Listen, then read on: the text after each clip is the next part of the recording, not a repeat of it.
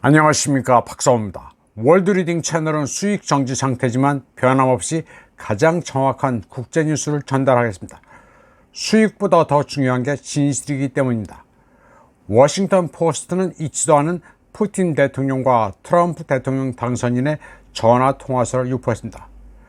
트럼프가 푸틴 대통령에게 전화를 걸었다면 인수위원회에서 이를 숨길 이유가 없습니다.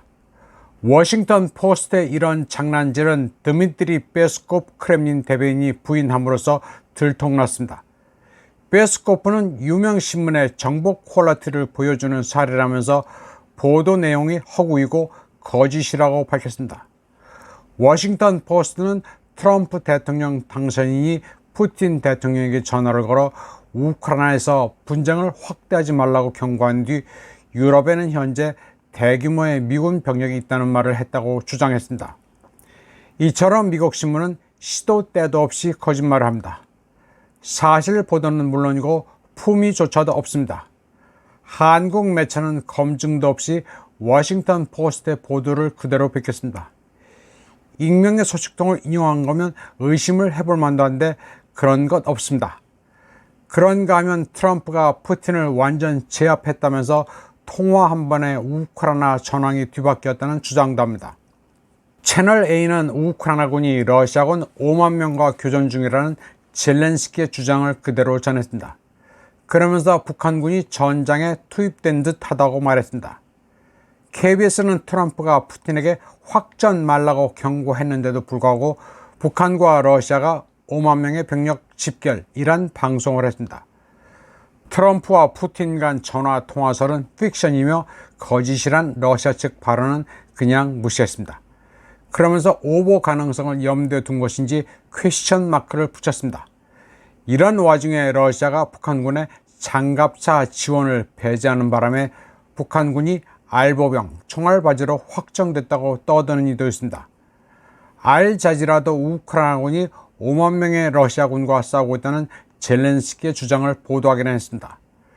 그러면서 젤렌스키의 발언은 러시아가 북한군을 포함해 5만 병력을 집결시켰다는 뉴욕타임스 보도가 나온 지 하루 만이라고 전했습니다. 가장 마지막에 한 줄 걸치면서 행간을 읽을 수 있게 해주고 있습니다. 북한군 스토리에는 별 무게를 두지 않고 있습니다. 뉴욕타임스 주장에 그런 게 있었다는 정도입니다. 이에 앞서 11월 9일 세르게이 랴브코프 러시아 의무차관은 서방이 러시아의 압력을 가하려 시도하면서 모든 품위를 버리고 있다면서 미국이 심하게 나갈 경우 단교도 옵션에 있다고 말했습니다. 러시아의 미국 학자 드미트리 드롭니츠키는 민주당이 트럼프에게 함정을 놓은 것일 수도 있다고 평가했습니다. 그는 이를 두고 기대 프로그래밍이라고 규정했습니다. 트럼프가 대선에서 승리한 이상 그에게 친우크라이나 입장을 간접적으로 요구하는 것은 불가능하지만 미디어 선전으로 그를 압박할 수 있다고 말했습니다. 트럼프가 푸틴에게 약하게 대하면 그를 푸틴 친화적이라고 비난하거나 힘없는 협상가로 낙인 찍을 수 있다는 것입니다.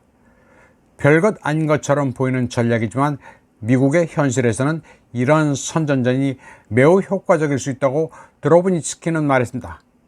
도널드 트럼프가 미국 대선에서 승리한 이후 갑자기 그의 우크라이나 해결 계획이 나오고 있습니다. 트럼프 인수위 측이 발표한 내용들입니다. 그저 매체를 통해 유포되고 있습니다. 영국의 텔레그래프와 미국의 월스트리트저널이 거의 같은 트럼프의 분쟁 해결안을 보도하고 있습니다. 조금 차이가 있다면 텔레그래프는 영국군의 역할을 부각하고 있을 뿐입니다. 이 매체는 경계선을 따라 영국군을 배치하는 방안을 말하고 있습니다.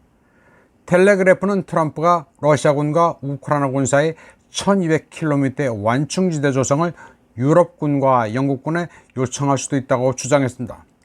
그리고 우크라이나는 나토 가입 야망을 20년 동안 연기하는 데 동의해야 하며 러시아의 추가 공격을 저지하기 위한 무기를 제공받을 것이라고 텔레그래프는 주장했습니다. 또 미국은 완충지대를 순찰하거나 확보하기 위한 군대를 제공하지도 자금을 지원하지도 않을 것이라고 전했습니다. 텔레그래프의 이런 보도는 아주 황당합니다. 우크라이나에 재무장할 시간을 주는 동시에 사실상 나토의 추가 동진이나 다름없기 때문입니다. 젤렌스키가 일방적으로 휴전을 발표할 가능성도 있는데 나토군이 평화유지군으로 들어오든 어떻든 러시아 입장에서는 서방의 점령군입니다. 이런 계획에 대해 러시아 언론인 유리 바란칙은 어떤 형태로든 나토 군대를 우크라이나 영토에 배치하는 것은 러시아와 전쟁에 돌입하는 것임을 미리 발표해야 한다고 말했습니다. 이번 방송은 여기까지 하겠습니다. 시청해주신 여러분 감사합니다.